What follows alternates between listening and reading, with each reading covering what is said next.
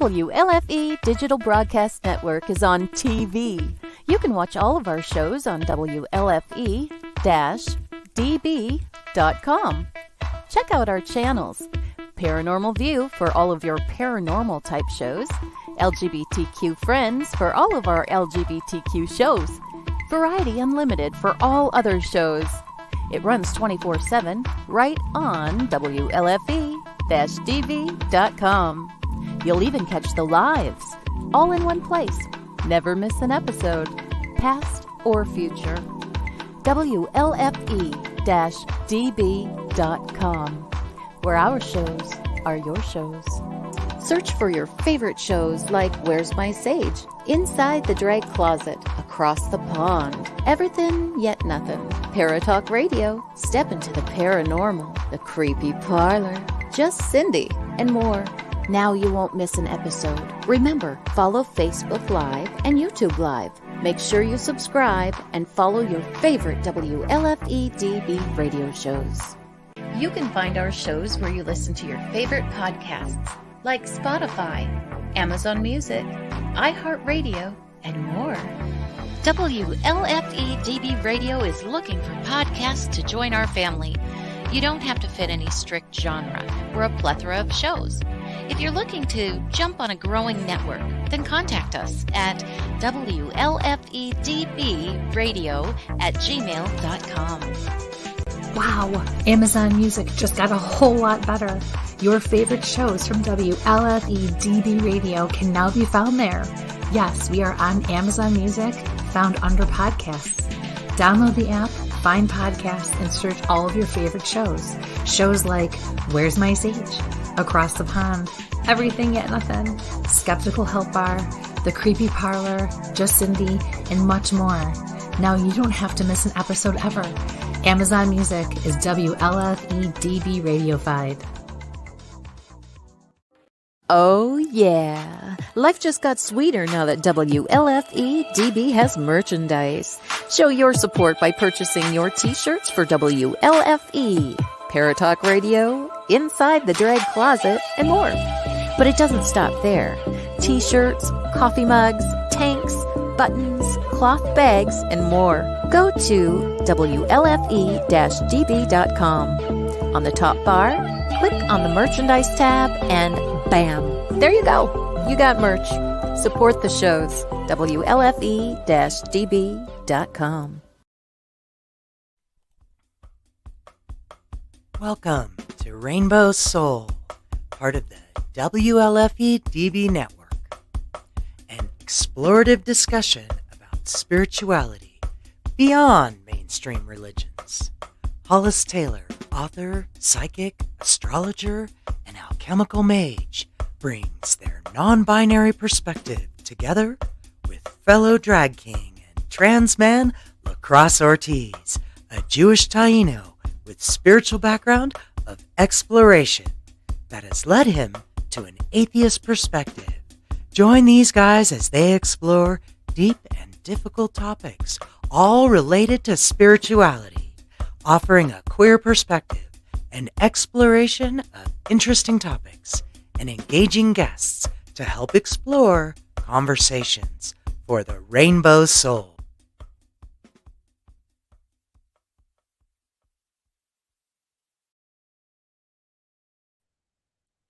Hello, everybody. Welcome. I'm so glad you're here. I am thrilled and happy that you came to watch this Rainbow Soul this week. And the one thing that I have to say is that unfortunately our buddy Lacrosse is not here this week. But don't worry, he'll be back next week when we talk about tarot.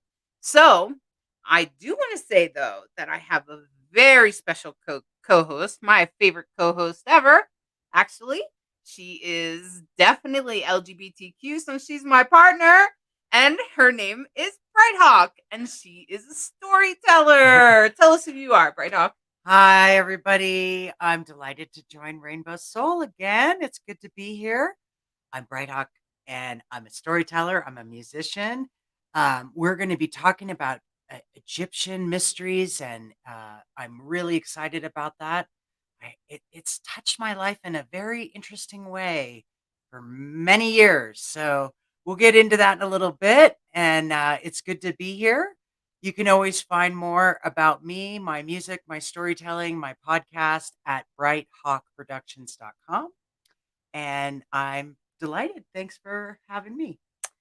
Well, I am excited to have you with us today. And let me just say that I am excited about this because so many people ask about Egyptian pantheon and things like that. Look, Eric has already joined us. Welcome, Eric. I'm glad you're here. Hi, Eric.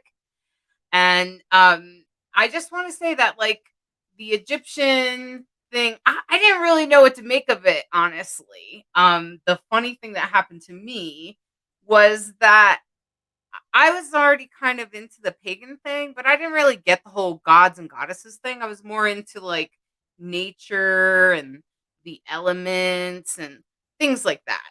And then my son, I'm homeschooling him, right?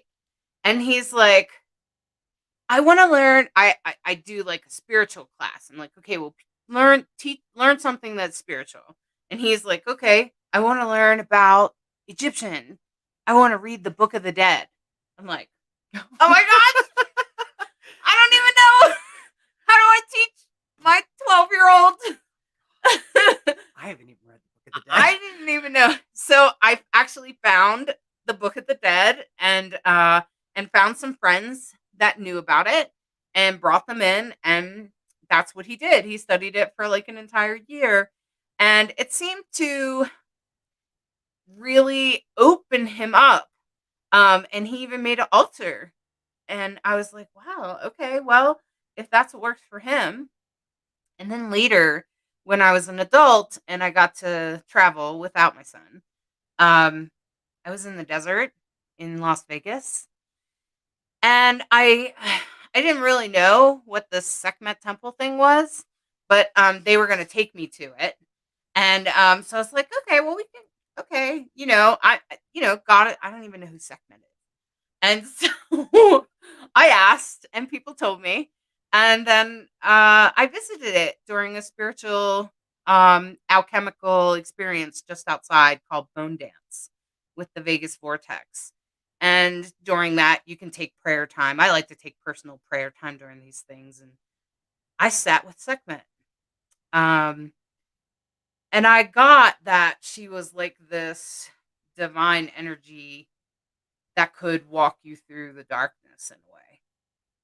And in a way, I kind of identify with that because I've been through some pretty dark places, some dark times. And I feel like I help people sometimes with that. So, I wasn't afraid of it or scared of it, but I was inspired by it. So I totally agree with you, Eric. We should totally bring back the old gods of the Egyptian pantheon temples in the modern times. Well, that's kind of what we're going to do tonight, Eric. So I hope you stick around to see us do that. And welcome, Terry. I'm glad you're here. So good to see you. Welcome, Cricket. And so Brighthawk, I know you have a special story. I like hearing your story about the first time when you were in Africa. Well, okay, so it actually goes back to so one of my first careers after I graduated from college, I was in California, and I started my career in Hollywood in the film business, in the entertainment industry. And it was a special time for me, especially as I was, getting started in my career, but I was also feeling very spiritually stirred and curious, very curious. I didn't know about paganism yet, per se, but I definitely had, moved past my Catholic upbringing, and so my friends and I would exchange audio tapes, audio cassette tapes. Yes, we're dating me that much. Back in the last century. And I would give her meditation tapes, and she would give me tapes. And hey, check this out. And so we were exchanging different cool color meditations and chakras and, awakening. And so my friend lived in San Francisco, and she happened to be the prima ballerina for the San Francisco Ballet Company. And she had an injury, and so she was really working on her healing at so many levels. So she and I'd get into these deep spiritual conversations. So one day she comes to my office and she sits down next to my desk and she puts cassette tapes on my desk and says, check these meditations out. I've been doing these workshops with this lady named Nicki in San Francisco. I was like, oh, okay. And I don't even know what the names on the tapes mean. Things like Hathor Journey and there could have been a journey with Thoth, and Sekhmet might have been mentioned. There's these names I have no idea, but I really like Nicki's voice and I like the music. And within a year of that experience of receiving the tapes, I was on my way to Africa, and I am in the Kalahari Desert in Botswana. And I've got my little Walkman audio cassette tapes, and I'm popping Nicki Scully, by the way, is who I'm talking about. Nicki Scully, who, she's written many, many, many books and is now, I'm always honored to call her a dear friend. And, she was a mentor and she's just an amazing person. Literally wrote the book on Sekhmet and alchemy and, we'll hear more about Nicki, I'm sure. Anyway, here I am in Africa having a variety of very intense experiences. And how did I ground myself but listening to these tapes? And so I'm going on these meditation journeys and opening myself up into these different energies. But you're not supposed to give workshop audio cassettes without context. You don't give away the material, And I have the material and I don't have any reference. And so I, for years, was listening to these cassette tapes, and now I'm fast forward and I'm in a alchemical fire circle festival, and where all the players are getting together and working out the main ritual, and in comes Nicki Scully. And she needs some musicians who can help. She's going to do Hathor's Journey, and I'm like, oh, I know that one. And everybody's looking at me like, you know this? What? And it was, and we're off and running, doing ritual and in an energy that was new to all of us, but totally intriguing. Like, why is this so juicy? Why is this so, I didn't know anything about Egypt or the pantheon of stuff is what it always felt like to me. And then, of course, as Nicki and I became friends, she explained a great deal, and her books and material explained a great deal. And of course, I play music for her while she would do some of her journeys or workshops or what have you. And so I learned a lot over the years. But the part that I think that I want to share, that I would convey about why this conversation tonight, why this topic, and it's because I think it's so deep. It's so vast, and there is something there. And I think it's a very personal there for every person, that it does something. It taps on us in a certain way. And so I think it's going to be an amazing conversation. Well, that's exactly what Eric Harrison just said. Sometimes, though, that's the best way to just experience yourself and find your path within it. Exactly. So we totally agree with you, Eric. And look, Eric knows exactly what you're talking about with cassette tapes. When the little bit's been pulled out and you need a pencil, right? Right? Oh my gosh. Oh my gosh. And welcome, Robert. We're glad you're here. I just want everybody to be seen and welcome. So here's the interesting thing is I said, well, I would love to have a person to come and talk to us.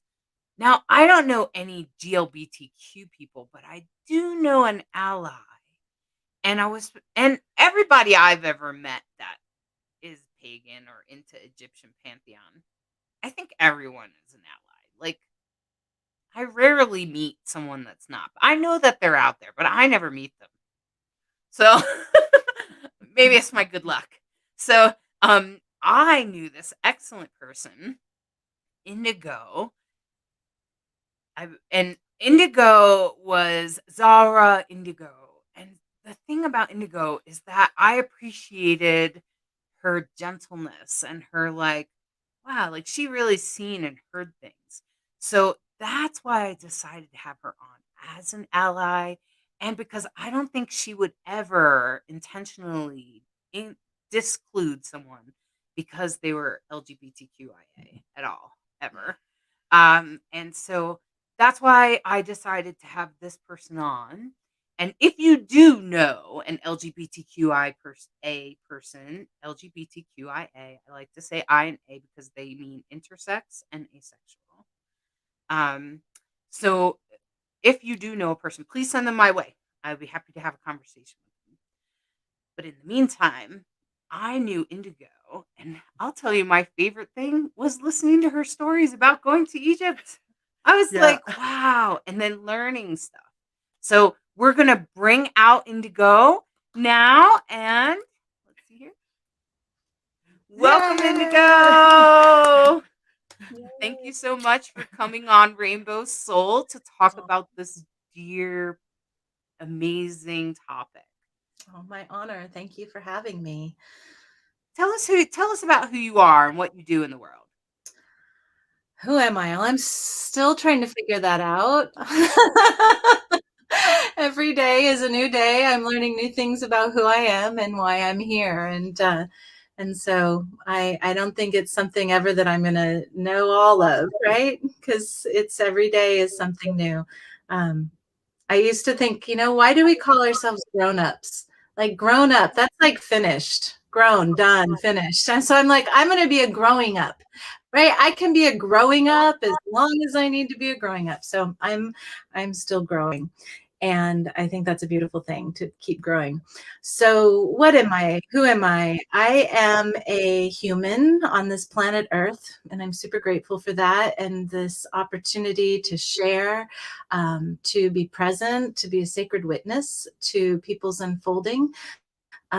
Whoever they are, wherever they come from, however it is for them, that each of us is an unfolding being on this planet. And so I help people find their way. I guide them. I help facilitate their healing. I don't call myself a healer because I feel like my role is to help people access their own innate healer within, rather than waving a wand, oh, you're healed. Instead, I want to help guide them through that process. I lead tours in Egypt, although that's been a little on hold in this crazy world we've been in the last year and some months. But I've led 17 journeys over there with hundreds of people. And I've been over there maybe 2.5 years of my life at this point. And it's a very interesting experience to have gained such a deep understanding of Egypt. And even with that 17 times and the 2 and some years, there's so much about Egypt that's still buried under the sand. There's so much assumption about what it is by so many people. So many people have their ideas of what it is. So what I think it is may not be the same as whatever someone else thinks it is. So that's the gist of me. Yeah, Egypt, healing. I do other things too. I'm an artist. I love to paint. I have 2 sons, 2 amazing sons who are 23 and 14. So I'm still in that active mama mode. And I'm excited to talk about Egypt with you today. I love talking about Egypt. So thank you again for having me here. Well, thanks for being here. Look, Eric is saying, ever since I was a small child, I always had a deep fascination with Egypt, that entire pantheon. Eric, I can kind of identify with that, and it was weird to see my son come that way. But for me, it was like, ooh, I'd like to go to the pyramids, and then I'm a documentary watcher. I always have been. So when I was young, I would watch these little documentaries about Egypt. I'd be like, oh, and sort of like I felt like each time I would watch one that it was like someone kind of whapping me upside the head with a bunch of information that I didn't know before. And so I was like, oh, and so that I think that one of the things that really gets fascinating, I think, for Egypt, for people interested in Egyptian things, is that first of all, where did it come from? Like, do we know? How old is it? And yeah, there's these pyramid. Some people, all they know is that there's some pyramids and a sphinx or something out in the middle of the desert, right? But I think there's probably more to it than that, right, Indigo? There's a little bit more than that, for sure. You know, like, I want to paint a picture for you. So imagine long, long, long, long ago that right now where the Sahara Desert is and where the Nile runs through, that was an ocean, right? So let's go back that far. And that ocean would wash up against a part of the country now that's in the, let me get my spatial orientation here. It's in the southwest of the country. They call it Gilf Kabir. And the water would wash up, and there were people that lived there, and they'd paint on the rock walls, right? So it's that old, so old. And then eventually that ocean dissipated, and the sea life that swam there, fell to the ground, and the sand that is now the Sahara was the bottom of that ocean. And now there's this Nile that moves through, and then peoples began to settle and find agriculture and grow things, right? And so then time goes forward, and they begin to learn about the stars, and they begin to learn about math and how to put stones together and to honor the sacred. So the name of the Egyptian pantheon that they were called Neteru, the Neteru. So multiple Neteru, many Neteru, or one Neter. And what I love about this word, Neteru, is over time, it became our word for nature, right? So the Neteru were the natural beings of the world. So the people, the human beings at that time, would see the ibis bird in the reeds, right? With his contemplativeness and his waiting and his wise ways. And he became Thoth, the god of wisdom, right? They would see the lioness, Sekhmet, who you talked about a little while ago, and they would see her prowling through the deserts and with that fierceness, right? But they'd also see the compassion with which she would take care of her cubs, right? And she became Sekhmet. And they would see the lotus floating in the waters, the still waters, and they would notice how that lotus came from a tiny little seed, and that seed would root into this mud, right? The yuck of the bottom of this still water, and it would reach up towards the light. And that became Nefertem, the enlightened one. And so the natural world are the Neteru. The Neteru are the natural world. And we are part of the natural world, right? We're no different. And you'll see these gods and goddesses, the deities, I prefer to call them the deities, right? Because it represents them all. That are human in one part of them and then an animal being in the other part, these hybrids. I believe it wasn't that there was a man with an ibis head walking around or a woman with a lion head walking around or any combination thereof. I believe it's because they recognized that the natural world lived within us. The elements of the world, the archetypes, I'll use this word archetype, which is like the qualities, the aspects of the natural world lived within us too. And so that's the Neteru, right? The Neteru is the nature, and it's really quite lovely. I love that about Egypt. And there are so many ways that the Neteru express themselves. Does that make sense? Totally. That's beautiful. And I'm so glad that you brought up that word archetype, because it brings me back to, like, sometimes I forget that when people come from a very Christian perspective, they sometimes, and they're trying to explore other paths, but they think that I actually think that the God exists like in a personhood, where it's more like an archetype that helps us understand ourselves. So can we talk a little bit about, like, what does it mean to be a deity? What does that mean to be a deity?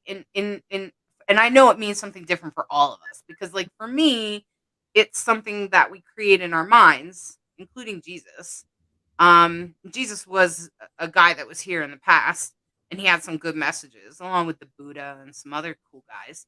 Um, and that in our minds, we try to pull on some parts of them that can help us be better people somehow, whatever that might look like for each one of us. And I think that's probably different for all of us.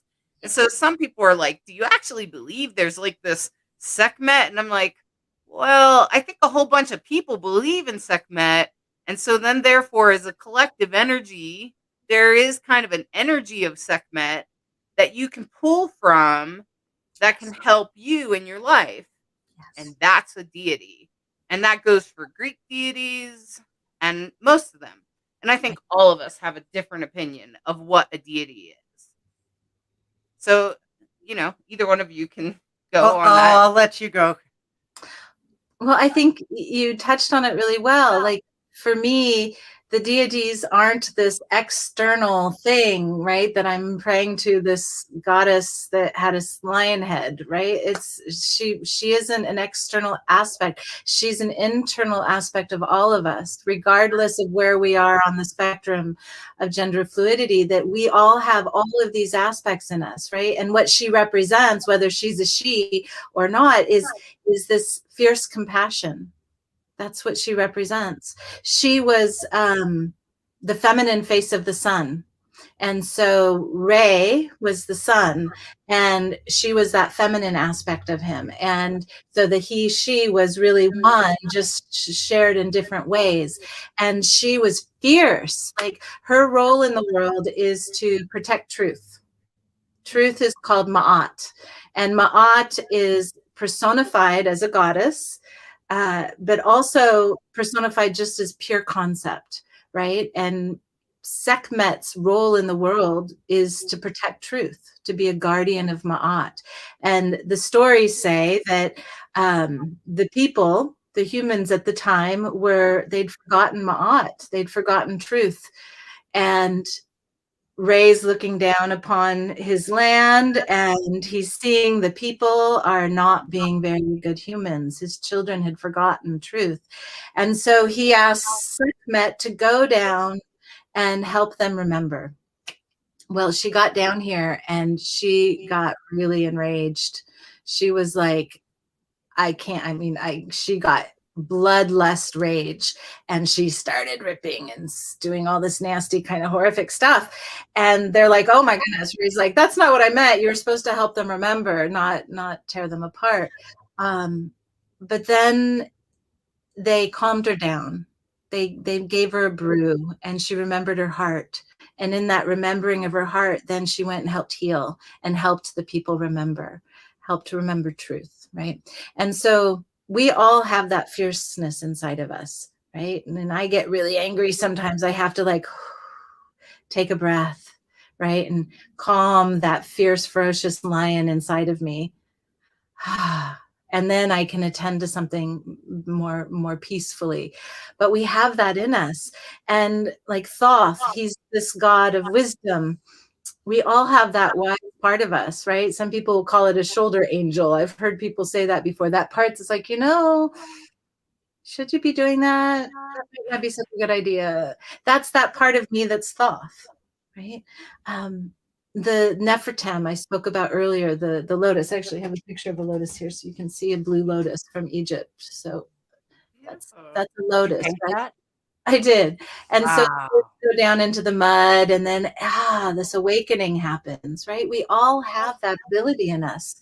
It's that moment of insight where we're like, oh, that's right.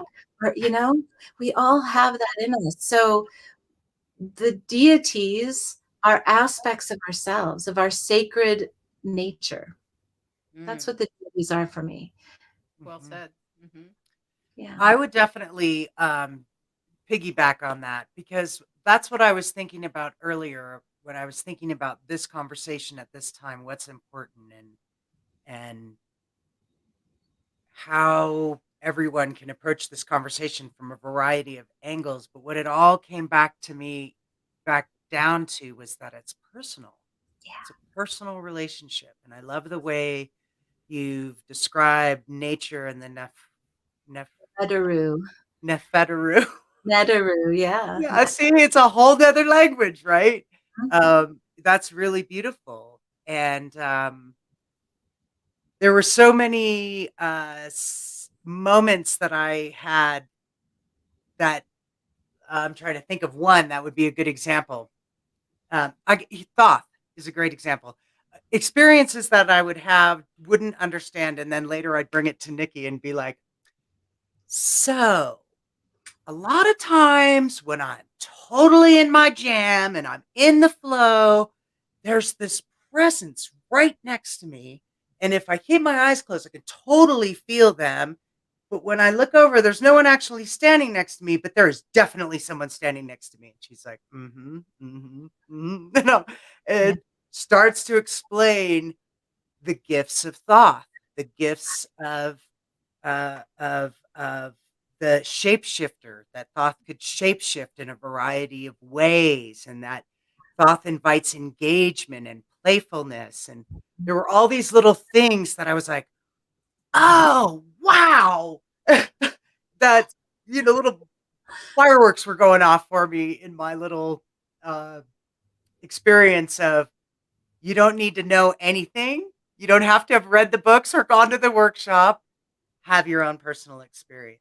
Your own personal experience. And so, do I have it correct that Sekhmet's father is Ra? Yeah? That's what they say. Yeah. They say. They say so many things in the deep and long history of Egypt, right? And what epoch, what dynasty, what time you're talking about, you might get another view of it, right? Sure. What Egyptologist in the current world are you talking to, and what do they say? So there are many stories, and some of the stories contradict themselves, but we're looking at, conservatively 5,000 to 7,000 years. I think more realistically, like 30,000 years of time. And so when you look at that much time, there's a lot of layering and a lot of overlapping and shifting. So, yeah. Wow, that's fascinating. And I just want to welcome Genevieve from the WLFE family. Welcome, Genevieve. Hi. And I know Genevieve is probably very interested in this topic. But Yves is a regular watcher, and they were just saying that Thoth is one of my favorite deities, and is particularly interesting as he was known for writing and law, so has resonated with my current and future vocations. So I'm guessing they do something about writing and law, which is awesome. I didn't even know that about Thoth. I learned something every day. You know what they say about Thoth? One of the things that's said about him is that he came through from the time before, right? So there's this time before this universe existed, and he came through whatever that portal was into this current iteration of the cosmos. And he brought with him the academics, writing, astrology or astronomy, same thing in the ancient days, mathematics, sciences. And in fact, there's a place that's dedicated to him. Each of the gods and the deities have their resident home in Egypt, and his was called Kemenu. And this was a center for learning where people would come from all over. So the scribes would come to learn to scribe, the star readers would come to learn the stars, etc. The builders would come to learn how to do geometry, so they knew how to build those pyramids, right? And so this place is of Thoth, and it was where they came to learn. In fact, we have this theorem nowadays called the Pythagorean theorem, right? And Pythagorean theorem is a mathematical equation that comes from a guy named Pythagoras, and he came from another country. He was an Egyptian, but he came to Egypt because he had this deep desire to learn. He was a seeker, right? I want to learn. And so he would go to a temple and they'd say, no, you are not, no, go away. And then he'd go to another temple and they'd, no, go away. And so he traveled the land seeking, please, somebody teach me, I want to learn. And no one would. And so then somehow he found himself in front of the Pharaoh at the time. And he explained, I just want to learn. So the Pharaoh got out a piece of papyrus and a quill and wrote, like, I give permission for this guy to learn, or whatever he put on that papyrus, and sent him off to Khemenu. And he learned math, arithmetic, equations there. And he went back up to his country, and I think it was Greece. I think that's right. Don't quote me on that. I should know that, but anyway. And he started his own mystery school, and to today we have the Pythagorean theorem, which is a thing because of Khemenu, because of Thoth. So anyway, I think that's fascinating about Thoth, that he's like the original wise guy, like Totally. he's the original wise guy. It's so interwoven in so many things, whether people recognize it or not. We were in front of a medical building. I looked up, and there's the staff of Hermes, Thoth and Hermes. If you didn't know, Thoth is our Egyptian name. Hermes is the name the Greeks gave him. And so there it is. And I'm sitting there looking at all the symbols and realizing, it's all over the AMA. It's part of who we are as human beings on the planet today. And it's kind of mind blowing when you think how far that string goes back. All the way back. And if it goes all the way back to the before the time, right? Before this cosmos, like that's pretty far back, right? So the caduceus, the symbol you're talking about, its name is caduceus. Mm-hmm. And it's a really cool symbol. It is a staff, and on top of the staff, there's an orb. There's two wings that come out, and then there's a snake that goes up, right?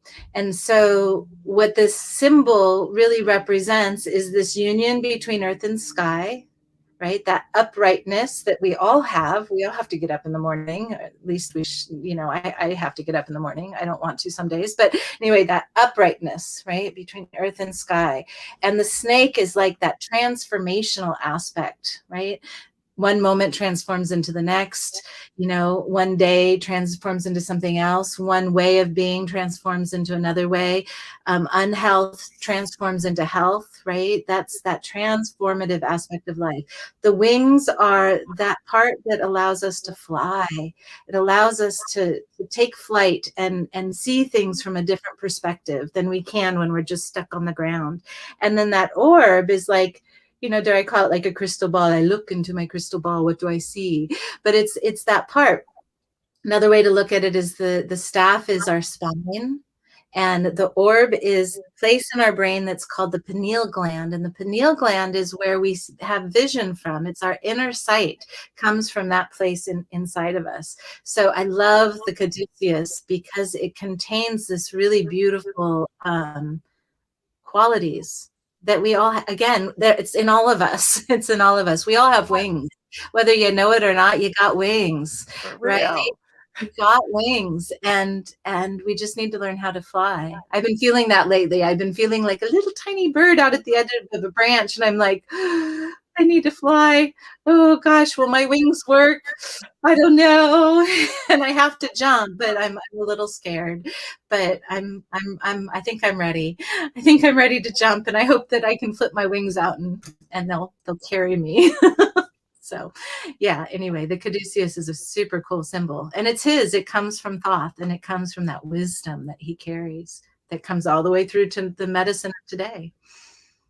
Yeah, the caduceus is such an interesting symbol to me. The first time I ever really took it in was when I was in nursing training. They actually use the symbol and tell you a little bit of history about it, very little. I've gotten way more history later as an adult, but I was like 16, 17 years old, and they make you take this oath if you decide to be a nurse. To never hurt or do anything to hurt your patients, is essentially what the oath is. And it apparently, even the oath itself has a history to it. And I was even for me, it was, when I took the oath, I was like, it made me question my path. at 17, it really made me question my path, and I did question my path. And I actually ended up walking away from traditional nursing for a long time because of that oath, because the pharmaceuticals didn't always feel safe to me. Right. So, and the experience of that was kind of magical without even having a ceremony or anything else to go with it. It was just part of my nursing course, and they're like, here's this symbol and here's this oath, and they have these histories, but don't worry about that. We just want you to make this oath after and then you have to take your test. And I think it really it I remember the oath repeating in my head over and over and over again. And that's what kind of made me go, oh, maybe not that way. And it was an interesting turn, but it's just saying it's kind of an interesting energy or magic to it, that it brings the integrity into what we have in medicine today. Right. Everybody may not take it as seriously as I did, but some people do. I don't want to miss Eve's question because I thought it was a great question. I'm curious about whether there are any dragon associations with Egypt. I have no idea. I don't think so. Not that I'm aware of. The closest beastie that I think of when it comes to dragons is the crocodile. And the crocodile isn't a dragon, but there is a god associated with the crocodile. His name is Sobek. Sobek is his name, and he's pretty fierce. They had big respect for him because he'd be laying on the bank of the Nile and he'd be hungry, and they'd have to watch out for him so that he didn't eat them up, right? So I'm not aware of any dragons other than that kind of reptilian energy. So yeah, I think Sobek would be the closest. In fact, there is a temple in Egypt. It's called Komombo, and I like the name Komombo. It's kind of fun. It feels like a dance. Let's do the Komombo. Anyway, like okay. So Komombo is one of the only temples that has two altars, right? There's usually in the temples many deities. You'll find all the temples, but there's usually one holy of holy, one place that is for the main resident of that temple. But at Komombo there's two, and one of them is for Sobek and the other one is for Heru, the elder. So there's two Horuses, Heru, Horus. One is the younger, and he's the son of Isis, and the other one is the elder, who is the son of Nuit. And Nuit is the sky goddess. A lot of people think of Heavenly Father and Earth Mother, right? There's a lot of that in the world. But in the ancient times, it was the Earth Father and Sky Mother. It was swapped. And so Heru was one of 5 children born of the Sky Mother, Nuit. And there was Isis and Osiris and Nephthys and Set and Heru. And he never came down onto the earth. He never incarnated. So he was born. He stayed up in the skies with his mother, and whereas the other 4 came down on the ground. So you've got this temple, Komombo. It's actually a hospital, talking about healing, right, and medical stuff. This particular temple was a hospital temple, and I think of it in this way. I think of it as there's this union that happens between the crocodile, who's like the reptilian brain, belly on the mud, down on the earth, and this hawk is what Heru was represented by a hawk or a falcon soaring in the sky, and more of the high mind, which is like the neocortex, is the part of the brain that gives us our high thinking and our ability to reason and that kind of thing. And so this particular temple is a union of those two deities, right, between the crocodile and this falcon that never came down to the earth. And it's quite fascinating. Yeah. Love that place. It's like when I walk through that temple, I feel this I feel like I'm receiving healing just from being in the temple. And it's super cool. When you go around into the back, there's places on the back wall where they have carvings of medical instruments, like, scalpel, please, right? That kind of stuff, right? And there's a place in the back as well where you can go and give your confession, not like I sinned, not that kind of a confession, but I'm really not feeling well, right? I've got this cold, or there's a problem in my shoulder, or my heart's feeling heavy, or whatever it is. And so it's a pretty powerful spot that this Sobek, maybe not dragon, but still this, and it, actually, if you put the two of them together, you got a dragon. You got the crocodile on the ground, and you got the wings and the hawk flying in the sky, mush them together, and you've got yourself a dragon. So there you go. That wasn't unusual. That's not unusual, right? For like well Egyptian, done. For like Egyptian, like they're always putting things together. Yeah, for real. Over the place. Yeah. Cowhead on, yeah. Yeah, because that brings me to some of the images you sent me. Yeah. So yeah, I want to talk about some of these images. Let's see here. Okay. And because that's immediately what came to mind, was immediately like, some of these images are, well, first of all, this one here. All right. Tell us about that. Yeah. The reason why I wanted to bring this one forward is because this is Akhenaten, and he was a bit of a rebel at the time. He was a pharaoh, and so just a disclaimer: I'm not an Egyptologist. History is not my strong suit. When I'm leading tours in Egypt, I have an Egyptologist that talks history. I'm into the archetypal nature of the deities and what the Neteru represents, the gods and goddesses, the deities of Egypt. But what I think is amazing about him is he wanted to unify the whole land under the light, Aten, the light, which is an aspect of Ra, or Re, Ra, Re, however you want to say it. And what he also did is he deviated in terms of the art. At one time, if you look at stuff throughout, and you Google ancient Egypt art, and all of the images look really the same. It didn't matter what pharaoh you're looking at, it all had the same look to it. And he brought forward truth of imagery. He's got a belly, right? He's got a little bit of breasts. He was more effeminate in the way his face was. And he wanted to portray truth, right? Not some idealized version of what he should look like.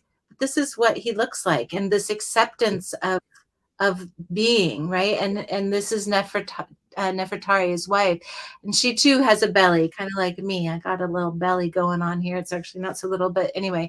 I love that it's not about trying to pretend to be something you're not. It's about being who you really are. And so that's why I wanted to bring them forward.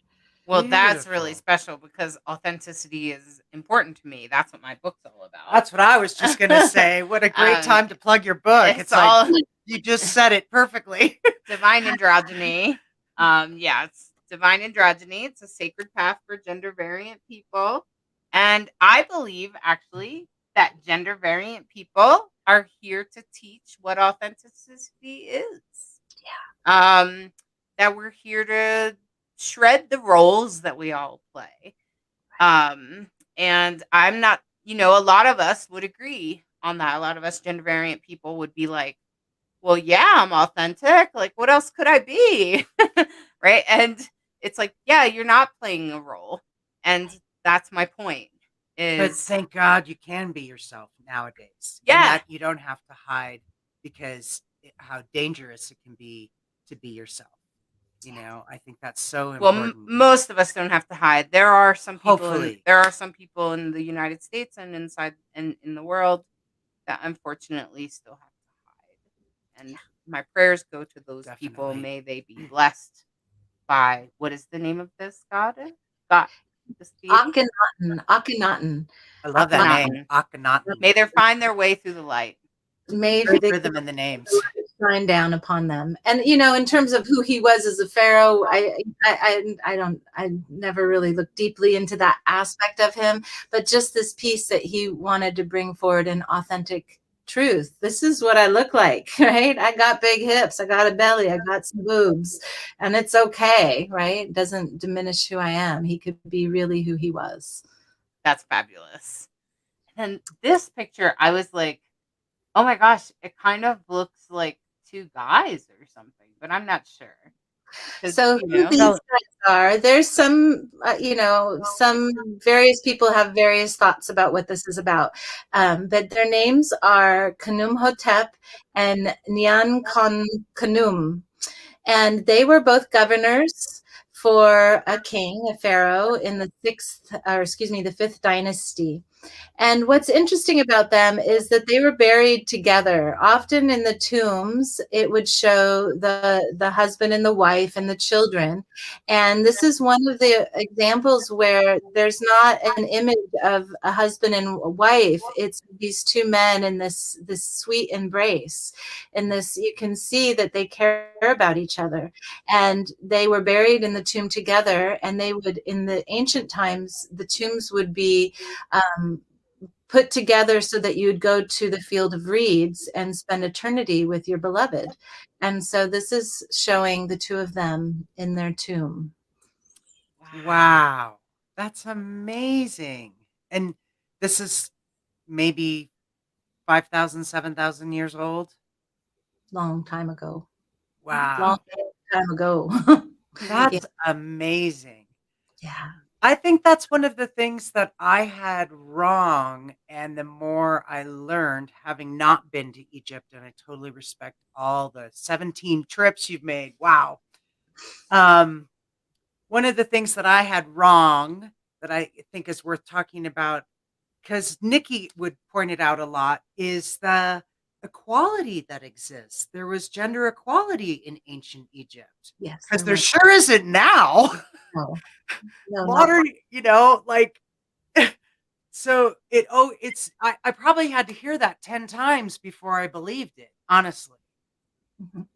So to see love is love, and you could be with your beloved, whoever that is, that's just, wow. So, it's tricky. The Egypt of today is very different than like the United States, and their reality around, this whole community that's here with us is what it is. I don't need to go down that path. But I do want to say, after my assumptions of how women were treated in that country specifically, and now after being there for so long, there's actually a much deeper reverence and respect for women than I initially assumed. And so I was glad to have some of my assumptions shifted a little bit, rather than, thinking I knew, coming from this Western mind that I have, to really see some of the deep respect that they have for the women was different than what I had thought initially. So that I was grateful for that. And in the ancient times, right, they saw the equality of the masculine and the feminine, because it's part of the whole, right? It's a whole. And then there's everything in between that, right? And so we live in a world of wholeness.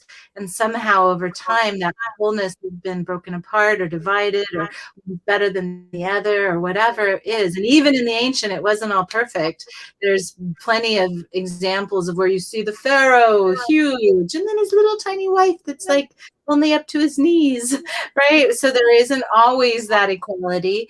But like with Akhenaten, you could see in that image before with his beloved that they were of equal status, right? And often you'll see these statues where there's the pharaoh, and then there's the queen next to him, and she's got her arm around him as if she's the support, right? He can't be without the support of him. In fact, this goddess Isis, deity Isis, she's an archetype of the mother. We all have a mother, right? She's the mother. Her symbol is the throne symbol. She's the throne. She is the throne, right? And you can imagine a child sitting on the mother's lap, right? The child is sitting on the throne in that way. So yeah, there was a lot more respect of the union and that union of the two. So do you have that picture of Hatshepsut? It's the one with the multiple statues. I think that would be this one. Yeah. So this is interesting. So Hatshepsut was a pharaoh. She was the second known pharaoh that was a female. And you can Google her and get her story. But what I want to point out is that she portrayed herself as masculine. So she was female, but she has the masculine beard, and she's in this posture that is of Osiris. And so she's representing this union of male and female in her body, right? She's showing herself as male, and she's also honoring the feminine of herself, right? They're both are there all in one being.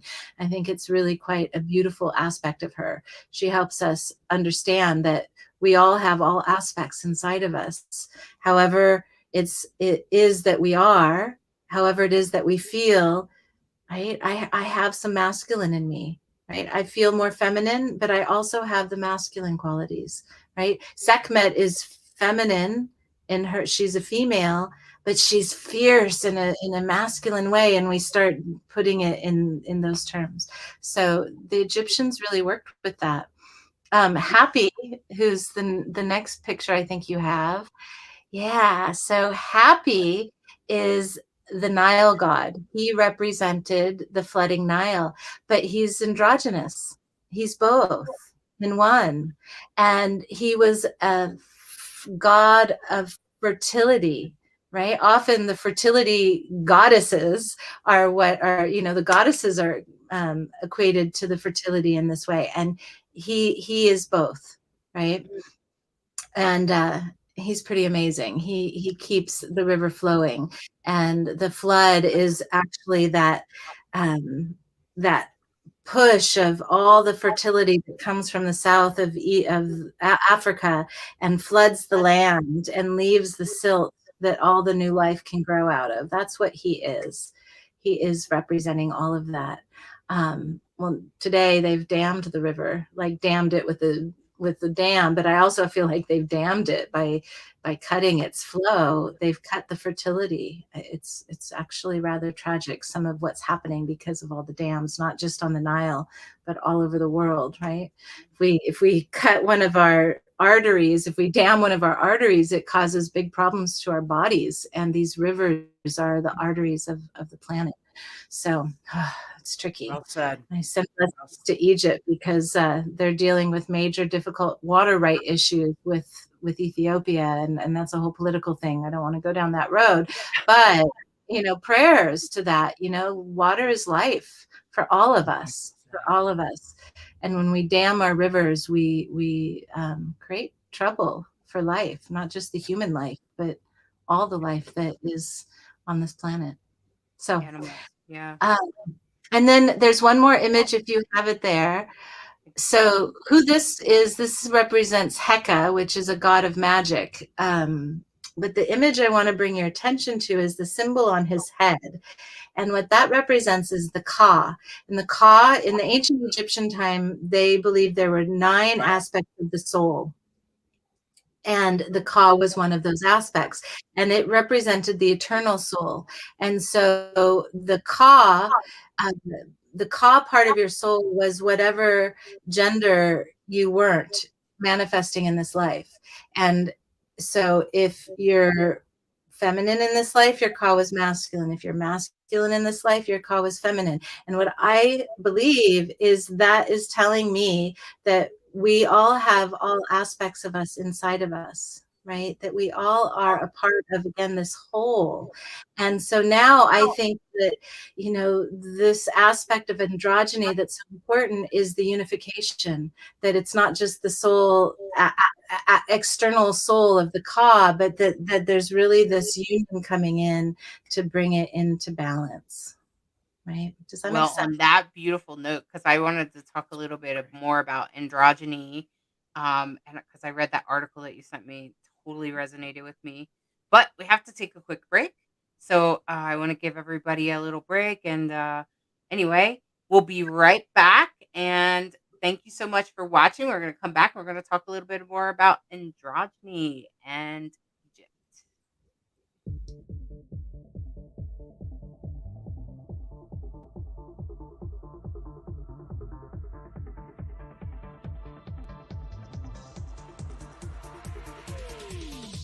WLFE-DB Radio has LGBTQ shows like Across the Pond, Rainbow Soul, Everything Yet Nothing, and Inside the Drag Closet.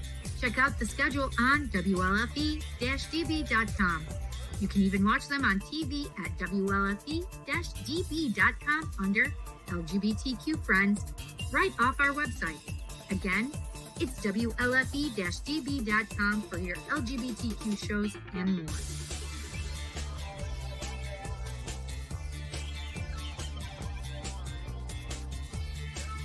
WLFE-DB.com, where talk radio is a whole lot better. Our shows are your shows, and that there makes for a great talk radio.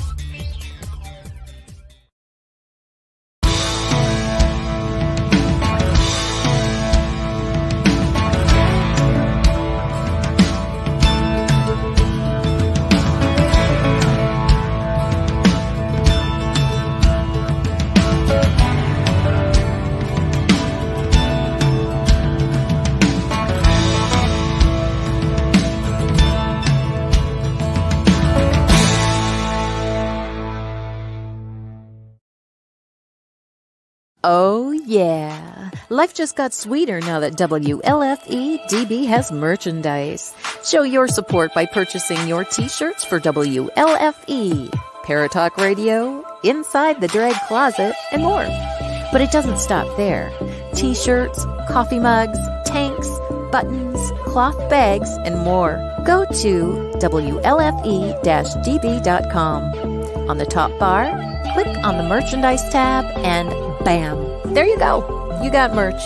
Support the shows. WLFE-DB.com. Welcome back, everybody. And we are back. And I just want to give a little shout out to our viewers like Tracy. And thank you so much. Eric was helping you out. So helping you answer the questions. Thanks, Eric. And I this whole androgyny thing. Welcome, Erica. I'm glad you're watching today. Welcome. This whole androgyny thing was like, for me, androgyny is kind of divinity in itself because it contains both. Now, some people say androgyny contains neither, which I also is an interesting perspective in that gender is no longer valid or not there. But I think for me, at least right now in our world, the way it is, the binary is pretty dominant. And when you're born into a body that is identified as female, and then you're marked as that gender for most of your life, and then at some point you awaken and go, well, I know my body looks like a she, but in here and in here, I feel like a he. And for me, and that's what I talk about in my book. I go through this whole thing about how I explored gender and stuff like that. But what I concluded was that nature didn't make a mistake. I am not a mistake. That I was born with the masculine mind, the masculine heart, the masculine soul into a female body to help shake up the gender binary that has such a grasp on our culture that I think it actually inhibits both sides. Like, guys can't cry and be sensitive, and women carrying an axe is seen as intimidating. And, things like that. So I feel like gender variant people are here for a reason. Like, we're here to change the world. All of us, every single one of you. every single gender variant person in the world is here to rock the boat. We're here to poke at the binary that keeps us separated.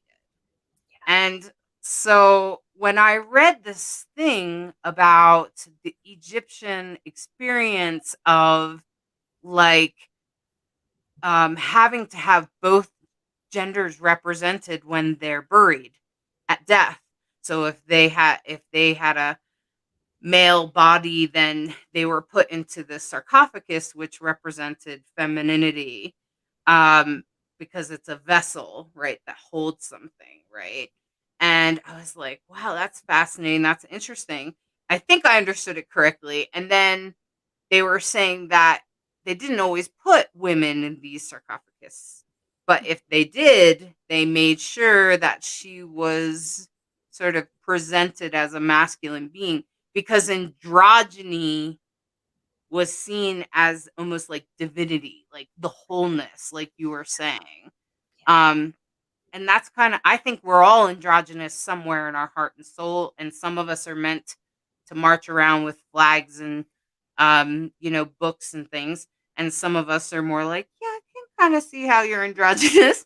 And then some people are like, no, I really feel like a woman, or I really feel like a man. But I think everyone has a little bit of androgyny in them. I think so too. I think that we're all a little bit of all of it, right? We all have the whole of the universe inside of us, right? The stars that exploded eons ago that became part of this system, it's all inside of us, right? And how we choose or feel to, apologies, how we choose to express ourselves. Sometimes it's the bark of the little Daisy dog. That it all has beauty in it, right? And that's where I think we're heading in our world, is not, if you want to show as a feminine being, regardless of what sexual reproductive organs you have, or if you want to show as a masculine being, or you want to show a little bit of both, right? You got a big old beard with some bright red lipstick, like, how beautiful to be the wholeness of who we are, right? So, yay. I definitely want to jump on that, with what both of you have said. I think that was one of the things I thought was so cool and fun about paganism. The first time I showed up at a festival and saw men super comfortable and happy in skirts, and I was like, right on. And permission for people to just be themselves. I get very confused about why it's even an issue, because we all took high school biology, right? Matter of fact, you and I took biology at the same school. We found out that Indigo and I grew up in the same hometown, which was just pretty remarkable, since we're both very far from our hometown by choice. So anyway, I remember high school biology, the dreaded, you have to dissect frog experience, the smell of formaldehyde in the hallways for months.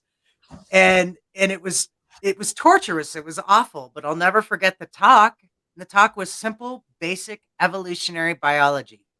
And they told us the frogs were changing. They told us the frogs were presenting in intersexed, that the number of the genders of frogs were changing, how all of it was changing, and that they were telling us we're going to be changing. And I was like, awesome. So to me, the whole idea of the trans population is like, duh, they're the evolutionary leaders. Hello, we're supposed to be learning and watching and letting them lead. Come on, let's go. And just to see that it's become controversial is always like, didn't you take biology? And then you realize, well, we're just not all on the same page. Just not all on the same page. But to me, and to this community, I just want to say, in my book, evolutionary leaders, and thank you for the leadership you provide.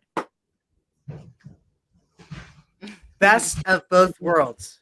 And I'm not the only one. There's definitely some other people that agree with this topic, including Basile, The I whole think your name perspective. is, from Transylvania, who also looks like a gender variant person. They said that they find themselves in our posts. I'm not sure they're, from Romania, so their English might be a little different, and often judged as a sacred sensual healer. I do find it unfortunate that people, just because they have a what is labeled as a male body when they're born, um, that they can't be sensual and sensitive. I'm kind of like, um, what's the problem there? I feel like, aren't we all sensual, sensitive beings? I do like what Eve said. There is a pressure to choose a binary, even in some of the LGBTQI plus community. But it feels like feeling that one does not fully fit either, but have elements of both, than to deny any one part in favor of the other. We are losing part of ourselves rather than being our very best self. By embracing the duality of divinity, we are destined to be. I totally agree. But some people, I think, because of the trauma that happens, the trauma that happens when somebody says, "Well, I'm transgender, I'm not a woman," and then the people keep misgendering them. That's what makes them really dig their feet in and fight it. And they're like, "Damn it, no, I'm a man." And they get more and more loud about it. And that's unfortunate, and that's the trauma of the what I call the binary system, and what it creates. And I feel like, I don't know if I don't think anybody can answer the question of whether Egypt had that or not. I don't think anyone can answer that. Maybe we don't know, because there's a lot of mysteries in Egypt. Yeah. But I will say that today, in our modern lives, I know there are some people in the path that do struggle with that. So be careful if you're transgender and you're connecting. There are some temples, I know for a fact, that don't allow transgender people to be high priestesses or of high divinity in their temple. But most of us, 3/4 of us, probably 90% of us, and I know for a fact Indigo and the Vegas Vortex and the Cascadia Vortex are all very sort of, they have an Egyptian following. And if you get involved with them, for sure, they don't have that. They don't have that prejudice. I know it for a fact. Personally walked it. So I think you have to be, you have to pay attention, ask questions, and be for sure, if you're a transgender person, to be sure that you are aligned with a community that accepts you for who you are. But I will say that most of the time in the pagan community in general, most of us are like, "Oh, great, you're gender variant. Hey, do you know Hollis?" And and the next thing you know, they want you to represent androgyny or the rebus or whatever it is, and they can usually celebrate you. Even the older people. When I first met Nicki Scully, who's much older, not sure how old she is, but we don't have to announce her name, her age up here. But even she was like, "So you're both?" And I was like, "Yeah, I'm both masculine and feminine." She's like, "Oh, best of both worlds, eh?" And I was like, Looks at me and winks, and I'm like, uh-huh. um, so I've never had that experience, and I'm sure Indigo, when you go to Egypt, it's probably really complicated. Like if a gender variant person wanted to go to Egypt with you, Hmm. what do you think would happen if that happened? Wow. Good question. If they wanted to go Well, explore? if I had a gender variant person with me on trip, they'd be held within the embrace of my tour. And, I would prep them for potential challenges. It wouldn't be like, let's fly our rainbow flags and be out and loud. It's a personal walk, and we're in our own container that way. For me, I'm like, oh, hi, you're you, right? Whoever you are, however you are, right? Whatever way you want to be. And we hold that. I've had queer people on my tours, and it's not a big deal. We just are mindful of the culture. I think that it's important to respect any culture, even if you don't agree with it. There's plenty of things out there I don't agree with, but that doesn't mean I can't respect that they're coming from where they're coming from. Same thing. Oh, hi, you're you. Nice to meet you where you're at, right? So I don't know if that answers that question, but for me, it's about holding whoever is with me in the context of Egypt, however I need to make them feel safe, right? Mm-hmm. Mm-hmm. Well, I think as a gender variant person, when we travel, we think twice about where we're going Yeah. and who we're going with, because we have to. I've had there's places in Africa you could go to jail for being me. So I don't want to wear the shirt that says they them real big on it, or um, you know. So I know I'm not the only one. So here's Eve is asking a question, and I think we should answer it. Here's an interesting question. Now, here in PA, we have the X gender variant option. Would there be any issues with the documentation in Egypt? That's a good question. Potentially. Unfortunately, potentially. I know in different places in the United States, there's a lot of the states here that are changing their forms to be, not just male, female. I was filling out a form for school for my 14-year-old, and they gave all the options, right? Male, female, non-binary, how are you identifying? They gave that option, but not everywhere in the world is open to that. So it's one of the challenges, right? It's one of the challenges that's happening, but I think it's also shifting. The very fact that a high school application had all those options, it wouldn't have been that way maybe even 5 years ago, right? So Right. it has to start somewhere. And the more that we each are in that place of, oh, hi, it's you. Nice to meet you, whoever you are, however you are, in whatever way you want to express yourself, the more we change the world, right? But Yes. yeah, in Egypt, it is still very much binary. It's a patriarchal culture, and care with presentation needs to happen. But that doesn't mean that it can't happen, that anybody can come on a tour there. Just have to be mindful. Yeah. As I personally have thought about it, because I want to go to Egypt. It's one of my bucket lists. And I've also thought about changing my license and going, what's the impact outside of this country? Yeah, it's important in this country. Yeah. And maybe even some other countries. But what's the impact outside of the US? Right. Do I really how important is it? So that's something that I sit with, and I encourage other gender variant people to also think about that impact if there's some places that you really want to see in the world. Just because they're not there yet doesn't mean you don't want to ever go to Egypt, right? So I feel like I could still go and fly under the radar and do what I need to do, and maybe even I might even meet a queer person that comes out to me, because that happens.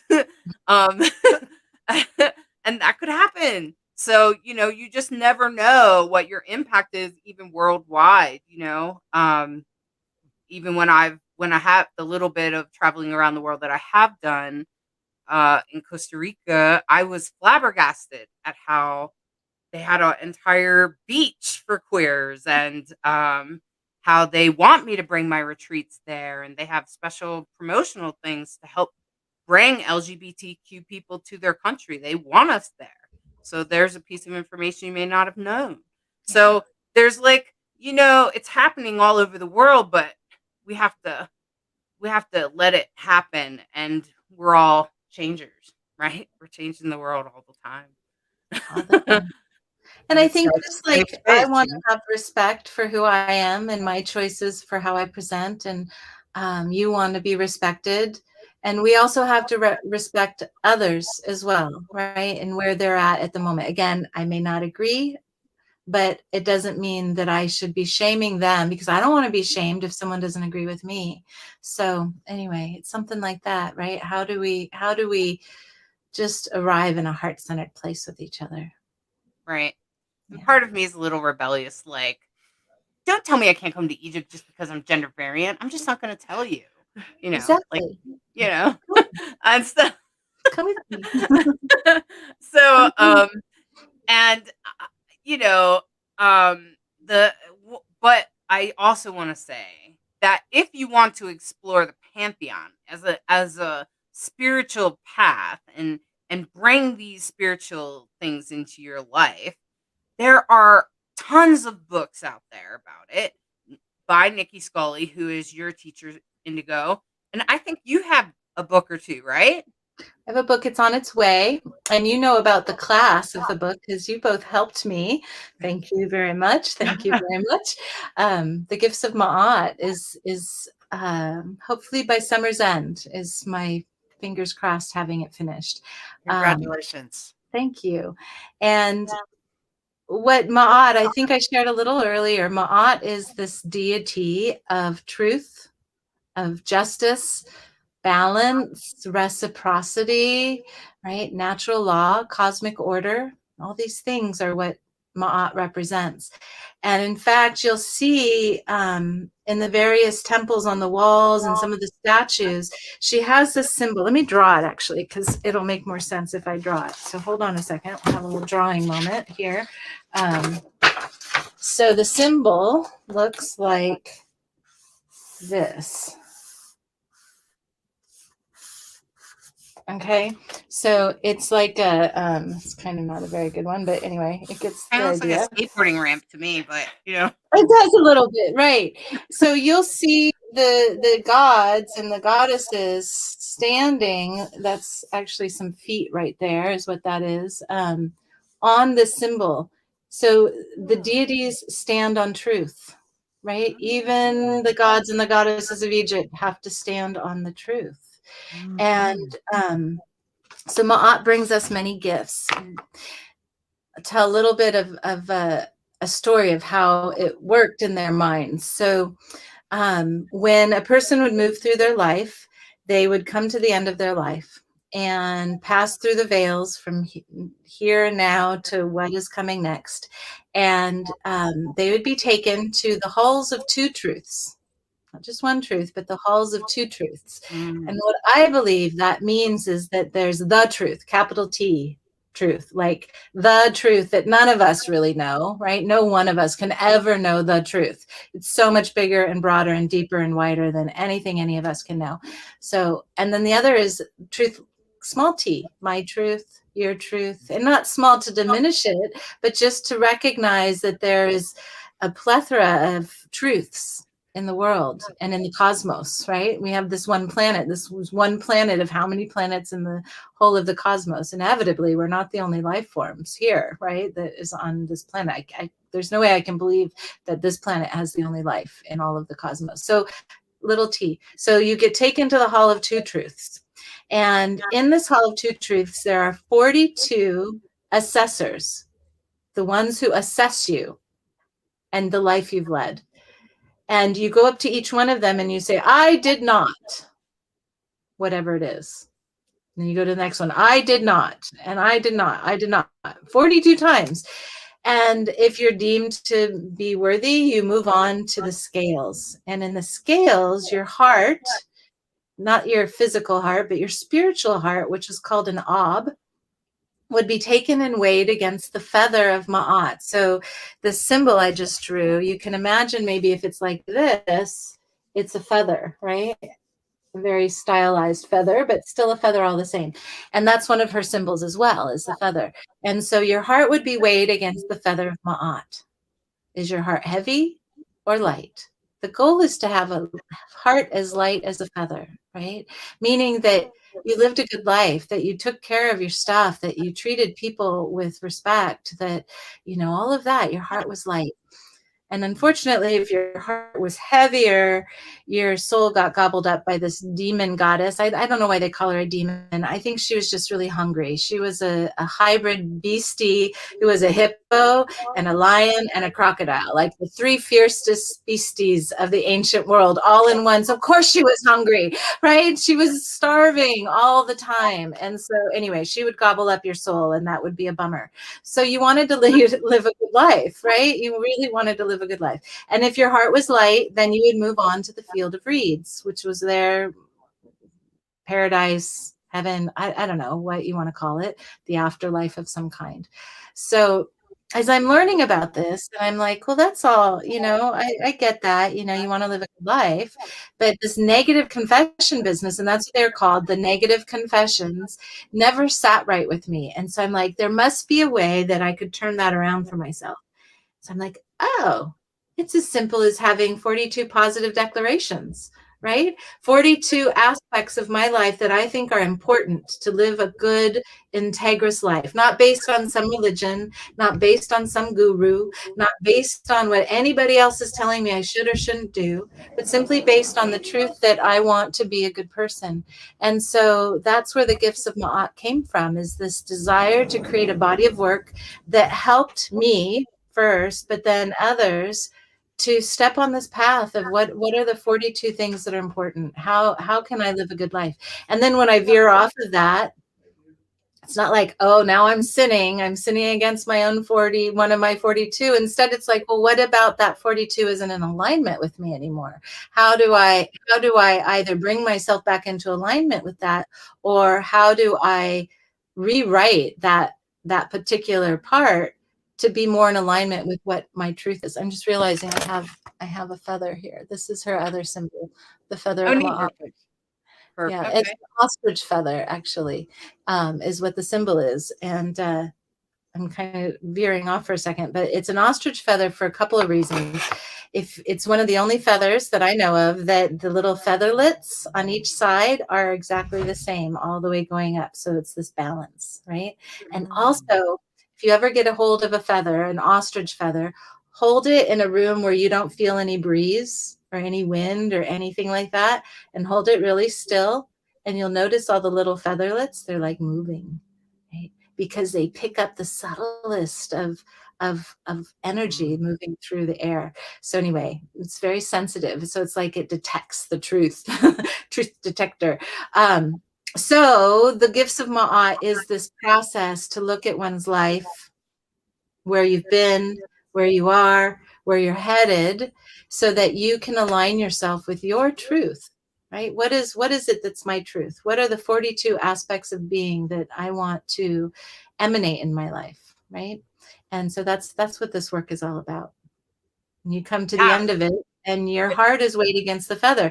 But instead of getting to that point and your heart's just heavy or light and you don't have any choice, we get to look inside of it and see, okay, I still have some stuff in there that's kind of icky, or, I really didn't treat that person very well the other day, and I don't feel super good about that, or whatever it is. And instead of just having it be black or white, good or bad, I can feed it to Amet. She's like, thanks for giving me a meal. I don't want to eat your soul. I just am hungry. So I get to empty my heart every so often and look in. Is it too heavy?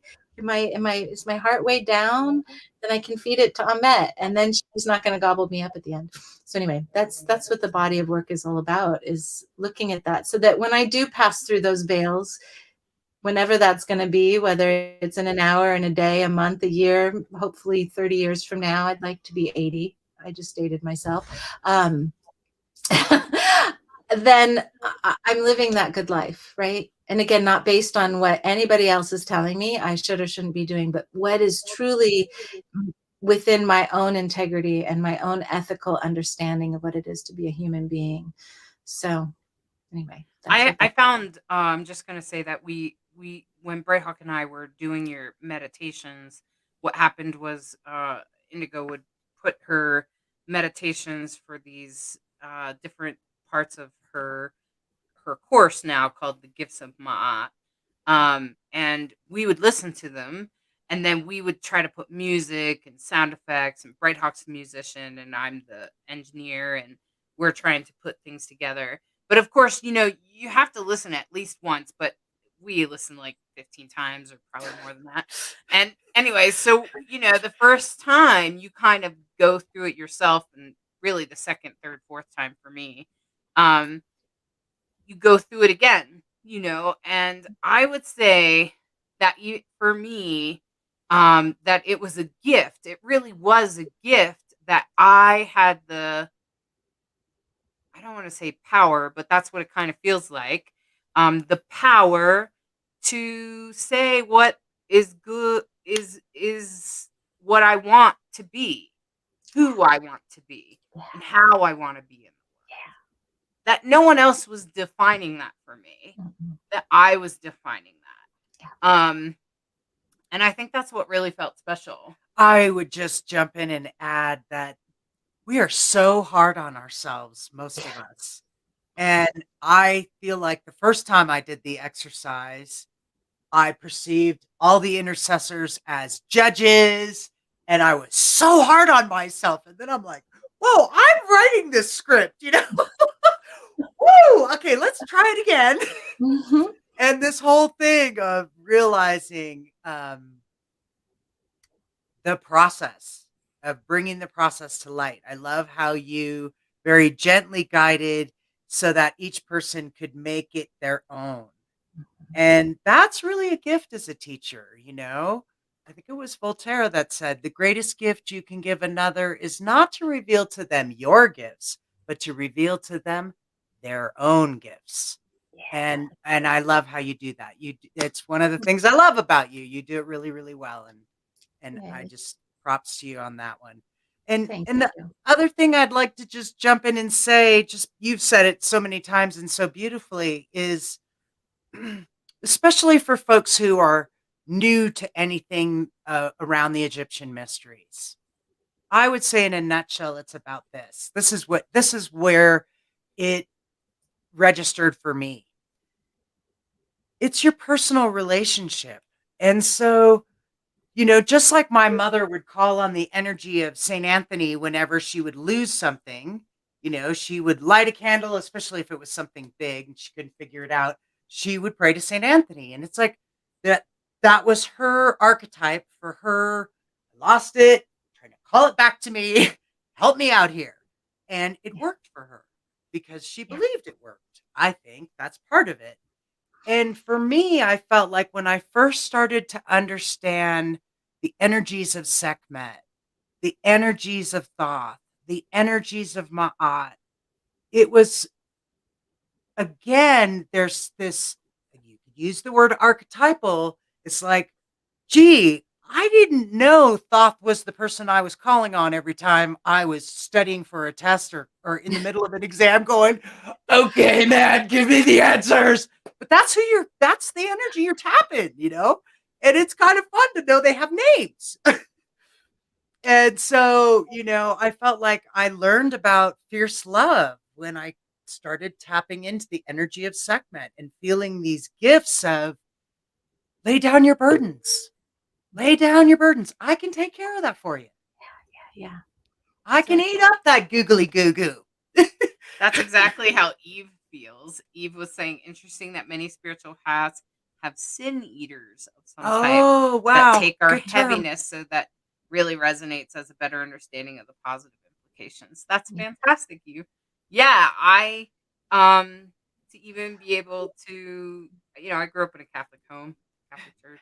So yeah. And so what I want to say is that being able to put that down, I call that putting down your baggage, or responsibilities that you took on that weren't necessarily yours. I don't know if you have a tendency to do that. I sometimes do that. And so putting that baggage down is important for all of us. And none of us are perfect. And I think that also resonates. with the entire modern Egyptian experience. So, Indigo, we have about 10 minutes or so, about 10 to 15 minutes. If you want to give a little taste of your gifts of Ma'at experience, because what I want you guys to know is that if you really want to dive down this, Indigo's the one you want to go with. Aw. Because not only is she gentle, kind-hearted, understanding, and inclusive, but I feel like she really has a special connection, a spiritual connection with this pantheon.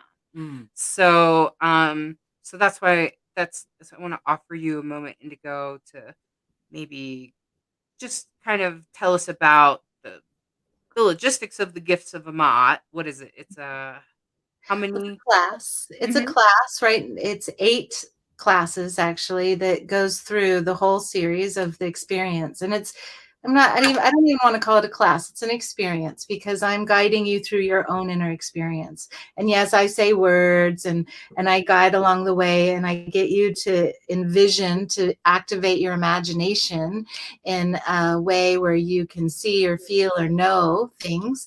But it's for you. It's for you to feel and know and see for you. And so we go through, there's 13 journeys, but it's all a continuous. And you get on a boat and you go down the Nile and you stop here, you stop there, and you have this experience of self, of your past, of your future, of your various bodies, right? We have this physical human body that we're in, but we also have this planetary body. Right? This earth is our body. We're a cell within the body of the earth. We have a cosmic body. This earth and our body is a cell within the cosmic body. So it's understanding that until you end up in this place where you really see your heart. I would love if you're game for this. Well, let me say one more thing, and then I would love to do a thing.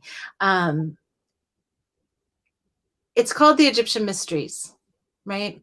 And this happened to me this morning. I have a class I've been doing. It's a different thing called Sasekam Sahu. And I have a little journey that I do with my class every month. And I didn't have a journey today. Like I went into this morning and there was no journey. And I'm like, come on, give me the journey. What am I doing with my students? What am I doing? Oh my God, there's nothing there. And I get this message that like a little birdie in my ear that says, just trust. When it's time, it'll all be there, right? And it's this reminder of no matter how much I plan for the future moment, really it's in the present tense that life is happening. And if I really just trust in that present tense and I open to that moment, everything that we need is always right here. So I've learned to live that way. And I would love to step into the mysteries with you for a moment and just maybe I have 5 minutes. Something like that. We have about 10 minutes. Okay. Total. Total. Okay. So I would love to just take us into the mysteries, right? And see what comes. And I don't actually know, right? That's part of it. I'm like, I didn't plan for this. I don't know what I'm going to do. And the little human mind, monkey mind in there is going, oh, are you sure? What if you mess up? It might not be okay. They might not like it. All that's going on. And I'm like, just trust, right? Step into the moment and allow the mysteries to hold us. So let's take a breath. We all breathe. The trees breathe. The ants breathe. My dog Daisy, wherever she went, she breathes. Right? Most of the time, our breath is breathing us. We're not thinking about it. It's just happening. Right? We're going through our day. But right now, we get to have a moment where we breathe our breath. Right? And this breath we breathe is shared with the trees, the roses, the mosses, the mushrooms, the lionesses, the ibises. They're still our sacred ibis, not in Egypt anymore, but they live in the world. And this breath that we share is the same breath that the ancient ones we've been talking about breathed. Akhenaten, he breathed this breath. right? It's the same breath, it's the same air that's been circulating through our atmosphere through time, right? Since the beginning of there even being an atmosphere. So we're breathing the breath that those first, the little planties that were in the oceans, the ancient primordial oceans that created our atmosphere, we're breathing their breath, right? That's pretty profound, really. Pretty special. So we're just bringing awareness to that. And if your eyes are open, I invite you to close them. I'm closing my eyes so I can see what mystery is in front of us. And now imagine, and I love the imagination. I remember as a kid, oh, you're just imagining it, they would say. And I'd be like, yes, I'm imagining it. What a gift to be able to imagine. So I invite you to imagine. Imagination. You are the magician of your nation. So imagine the River Nile, this vast river that's been flowing for so long. It's blue. It's bluer than the sky on a beautiful blue sky day. It's this deep, deep lapis blue. And along the banks of the river, there are green trees growing. There is papyrus and reeds growing along the river's edge. There's mango trees. There's date palms. There's fields with alfalfa. There's wheat. There's vegetables that the people grow. And if you float along the Nile today or 5,000 years ago, if you're not in one of the city centers, it looks the same. So just envision this green growing strip along this blue, blue river. And then just outside of that green strip is the desert. These sands that were once the bottom of the ocean so long ago. So just notice that. Notice the blue and the green and that beige tan color of the sands. And then bring your attention up to the sky, which is a different kind of blue than the river is blue, but it's still this deep, deep blue in a day, during the day. And imagine in your mind's eye the sun. They called it ray back in the day, or Ra. I like ray because it's like the ray of the sun. This bright disk of fire that is nourishing the land. And as you're standing in your mind's eye on the bank of the river, I want to invite this God we met earlier. His name is Happy. And though they call him a god, he is represented as an androgynous being. And you see him come out of the river and the water's dripping off of him, and he's greeting you. And his name, Happy, you feel that happy from him, right? Can't help but smile when he's standing there in front of you, with you. And just breathe with him for a moment. Feel his happiness to be the river. Even with the dams in the river, he's still happy. He still recognizes the gift that it is to be alive. No matter the difficulties or the blockages that we have, there's still joy there. And he helps us remember that. Just imagine now, if you will, him giving you a message, sharing with you some truth that you need to know that is specific to you. Not my truth, not their truth, not his truth or her truth, but your truth. What is it that you need to hear from him right now? Just receive the gift of that message.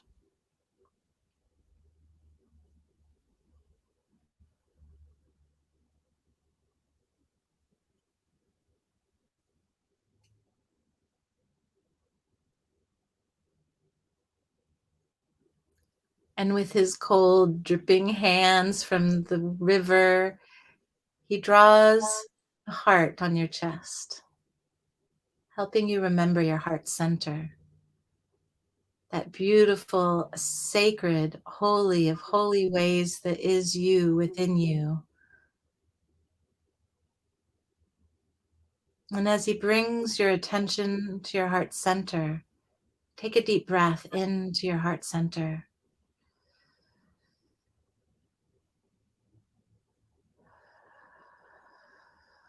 And imagine, if you will, in your heart center, it's almost like a temple. It's not like a temple, it is a temple, because you are a temple. Your body is a temple. And in this holy of holies, center of center places within the temple of your being is a flame.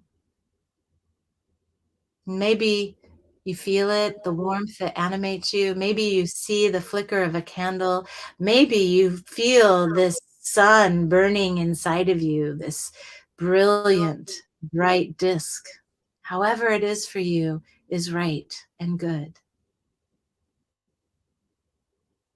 Take a deep breath into that flame and begin to pour your love upon the flame. Now, not the kind of love that's so like, I love ice cream. I love my dog. I love Hollis and Bright Hawk. Right? That's all good love. But the love that transcends that, the love that isn't about desire or liking, or it's that cosmic, that juicy, all-encompassing love, that love. Tap into that. Even if it's a stretch, even if you're not quite sure how, know that you can, and begin to breathe that love into your heart flame, and notice when you do that, that your heart flame grows even brighter and stronger. And notice that happy is even happier there standing with you.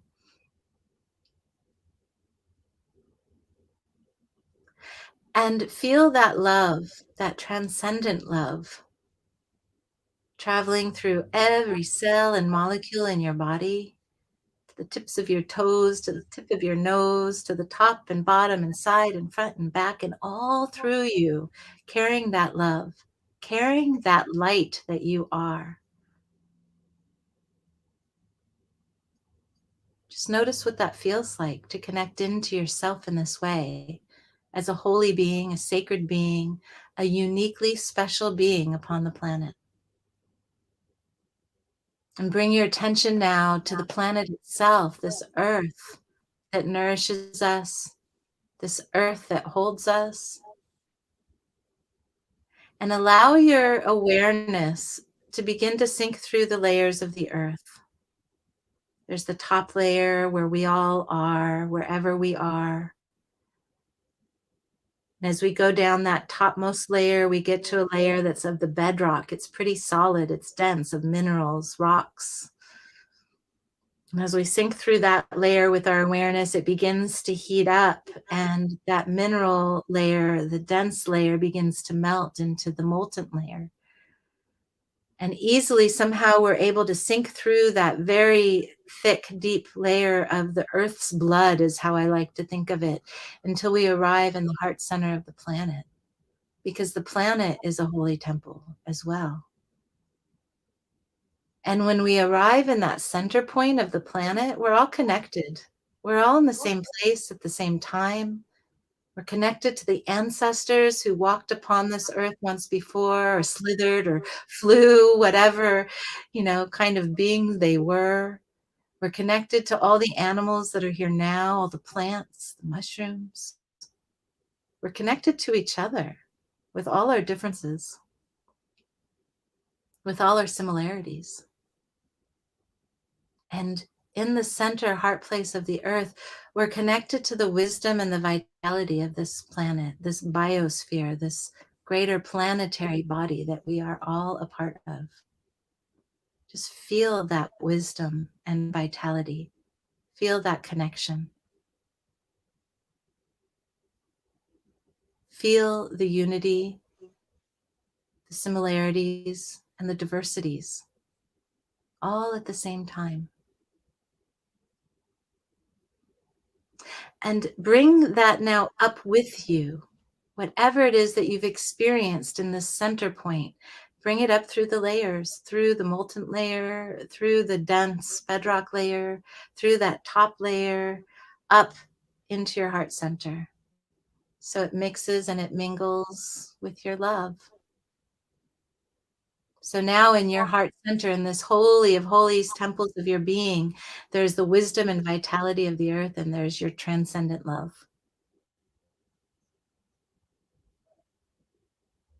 Just feel what that feels like for a moment. Maybe if you're not already, allow a smile to come to your lips. Allow your shoulders to relax a little bit. Allow your presence in this time and space to be fully and uniquely you. Knowing that this planet spins around a sun, and this sun has many planets that dance together, and that this solar system, this solar body that we are all a part of, is part of a cosmic body that's deeper in time and space than I can even really begin to imagine. That we have stardust in our blood. We are the stars. We are the light.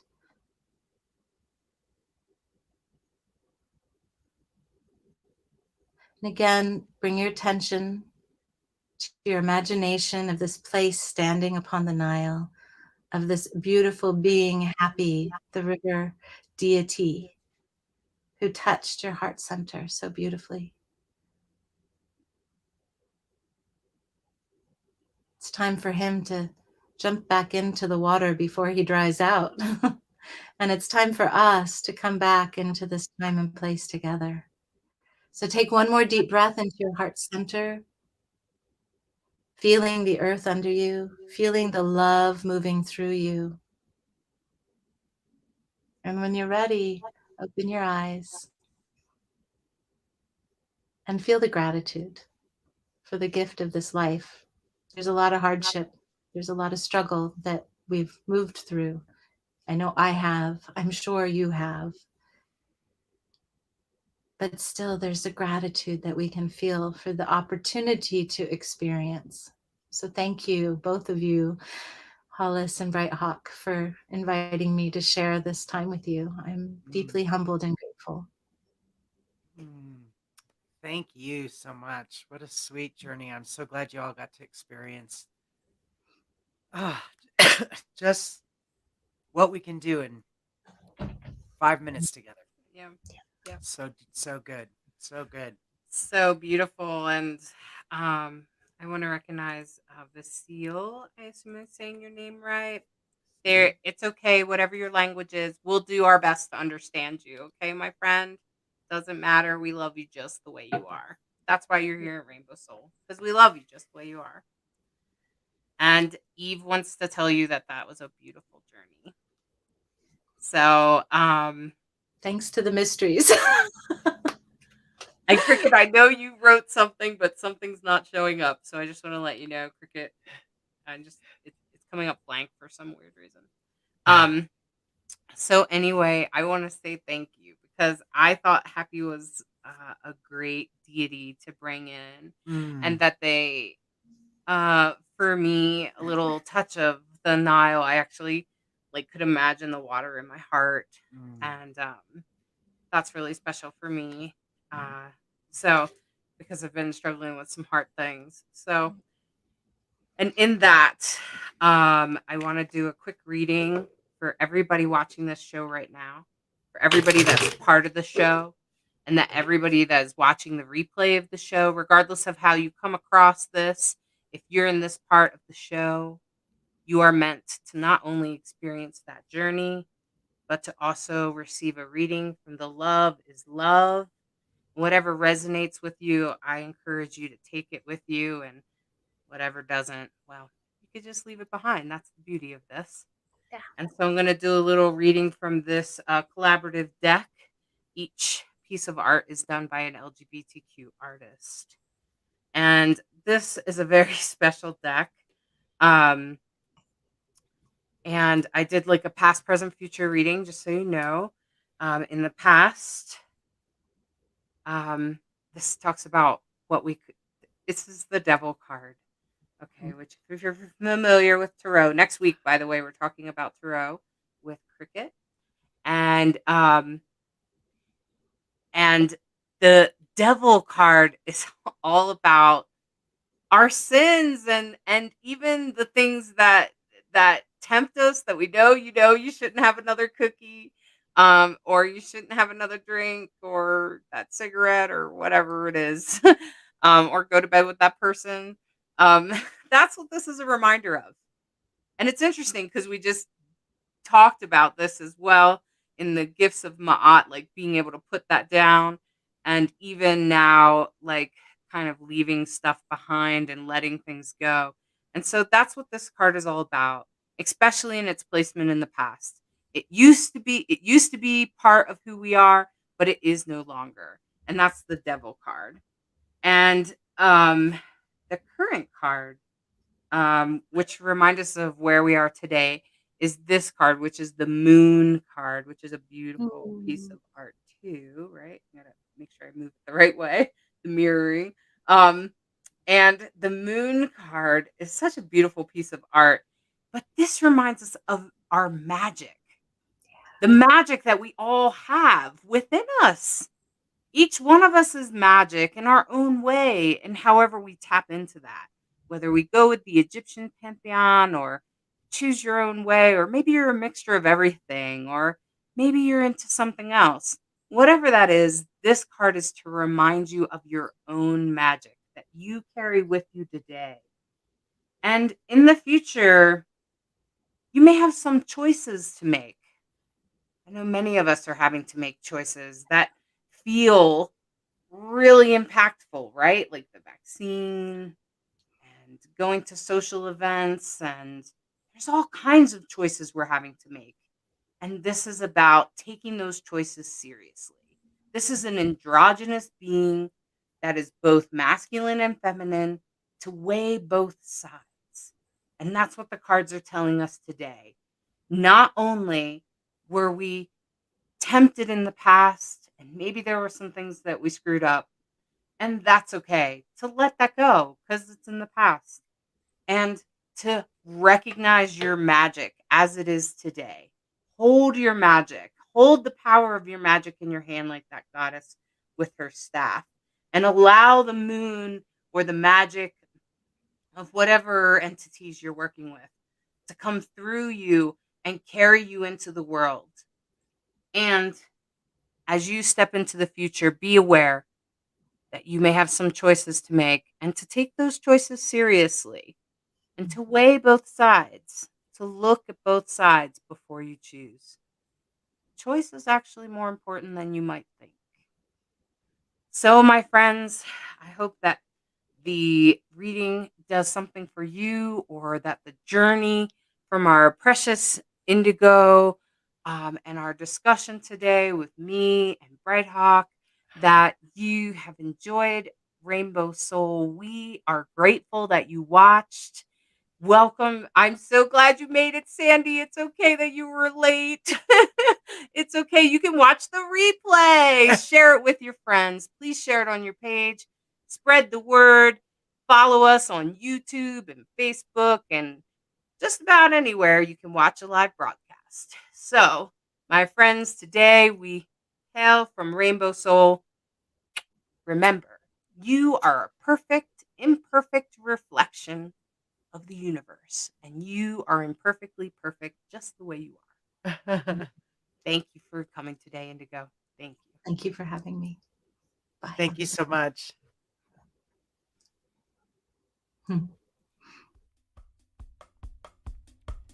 Thank you for watching Rainbow Soul, part of the WLFE DB Network, a queer perspective on spirituality beyond religion.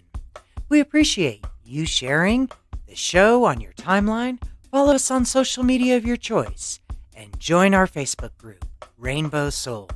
We want to hear from you. Share your topic ideas for Hollis and Lacrosse. Explore upcoming shows and interesting guests. the Rainbow Soul Facebook group, where we build community of questioning seekers. Rainbow Soul, where spirituality is our medicine.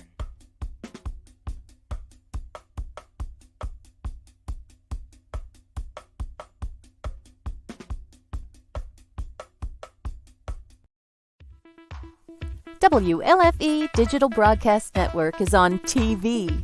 You can watch all of our shows on WLFE-DB.com.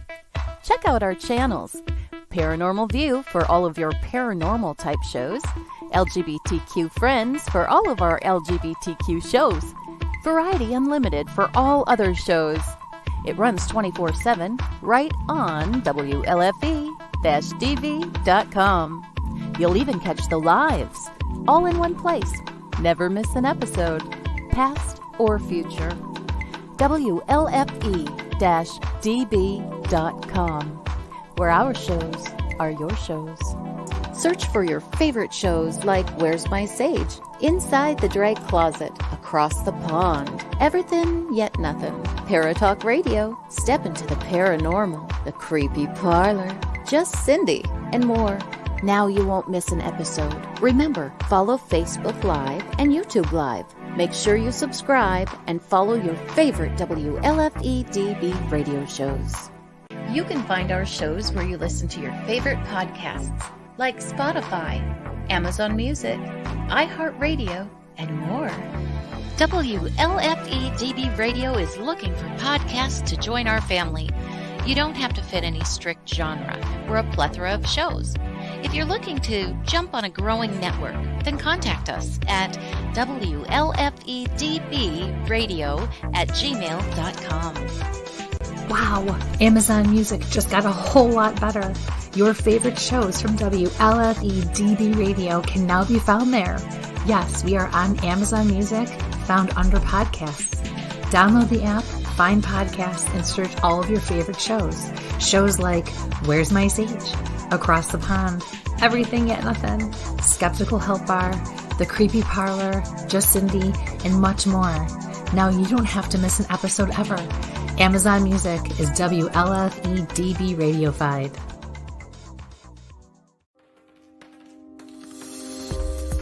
More from WLFE-DB Radio Network after this.